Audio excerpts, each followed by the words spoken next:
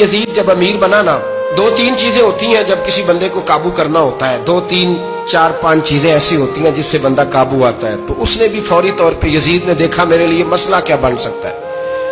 ولید بن عتبہ اس وقت مدینے کا گورنر تھا. یزید نے اس کو خط لکھا کہ امیر عرب کا رواج آج بھی ہے کہ جب تک نئے خلیفہ کی بیعت نہیں ہو جاتی پرانے کے انتقال کی خبر ہی نہیں دیتے، اس کو رکھے رکھتے ہیں. یہ ان کا طریقہ ہے. وہ کہتے ہیں کہ ولی عہد اچھی طرح قبضہ کر لے پھر بتائیں گے. حضرت امیر معاویہ کا وصال ہو گیا، بتایا نہیں. یزید نے اب کیا کیا، کیونکہ بڑا چلاک آدمی تھا، بڑا شاطر تھا، بڑا تیز تھا، اس نے ولید کو خط لکھا. کہنے لگا کہ فوری طور پہ عبداللہ ابن عباس کو بلاؤ، ان سے کہو میری بیعت کریں.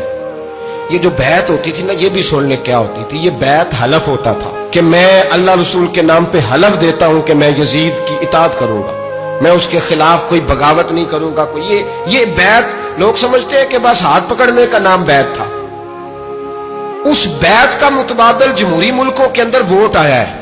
تو کہا بیعت کرے. حضرت عبداللہ ابن عباس کو بھی بلاؤ، عبداللہ بن زبیر کو بھی بلاؤ، امام حسین کو بھی بلاؤ. امام حسین آدھی رات کے وقت بیٹھے تھے مسجد نبوی میں، چونکہ پانچوں نمازوں کی آپ امامت کرتے. امام حسین نماز پڑھا کے عشاء کی بیٹھے تھے جناب عبداللہ بن زبیر. عبداللہ بن زبیر کون تھے؟ یہ نبی پاک صلی اللہ علیہ وسلم کی پھوپھی پوتے تھے اور جناب صدیق اکبر کے نواسے تھے.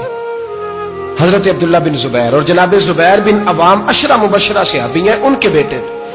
بہت زیرک آدمی تھے. یہ بھی امام حسین کے پاس بیٹھے تھے. عبداللہ ابن عباس بھی تھے جو حضور کے چچا کے بیٹے ہیں، اس امت کے پہلے مفسر ہیں قرآن پاک. یہ لوگ بیٹھے تھے. تو ولید نے ایک بندہ بھیجا، اس نے آ کے کہا جناب آپ کو گورنر صاحب نے بلایا ہے. تو عبداللہ بن زبیر کہنے لگے حسین اس وقت بلانے کی بات سمجھ میں نہیں آئی. تو امام حسین بڑے بصیرت والے تھے، اللہ نے بصیرت دی تھی.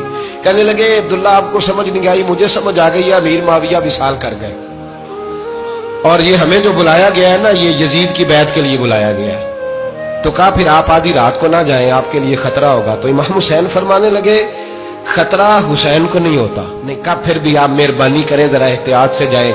تو جناب عبداللہ ابن زبیر نے، عبداللہ ابن عباس نے 14 بندے نیزے دے کے تلواریں دے کے امام حسین کے ساتھ بھیجے اور کہا کہ امام حسین اگر اس نے کوئی غلط ملت بات کی نا، زبردستی بیعت کرنے کا کہا، تو آپ بس کوئی ایک بات اونچی آواز میں کر دینا، یہ سپاہی پیچھے آ جائیں گے. امام حسین ان 14 بندوں کو لے کے گورنر ہاؤس پہنچ گئے.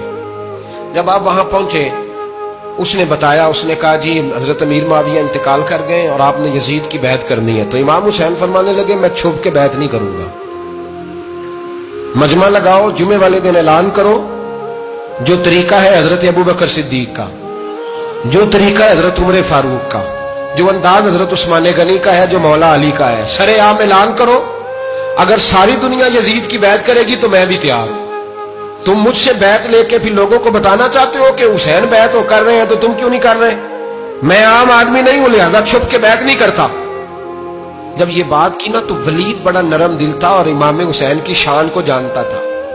وہ جانتا تھا یہ نبی پاک کا خاندان ہے. اس نے کہا جی مجھے تو حکم تھا، باقی آپ حضور کے نواز ہیں، میں کر کچھ. وہاں ایک بڑا بدبخت شخص بیٹھا تھا، عبد الملک بن مروان.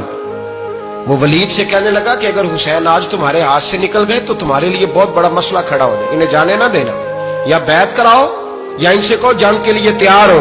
تو امام حسین رضی اللہ تعالیٰ عنہ کے کانوں میں آواز گئی تو فرمانے لگے ابن مرجانہ، اگر تیرے اندر جرت ہے تو آ سامنے حسین کے، اس کے کانوں میں باتیں نہ کر، کانا پھوسی نہ کر، باہر آ میدان میں، شرارت نہ کر، باہر آ. میں تمہیں ابھی بتاتا ہوں کہ حسین سے مقابلہ کرنے کا انجام کیا ہے.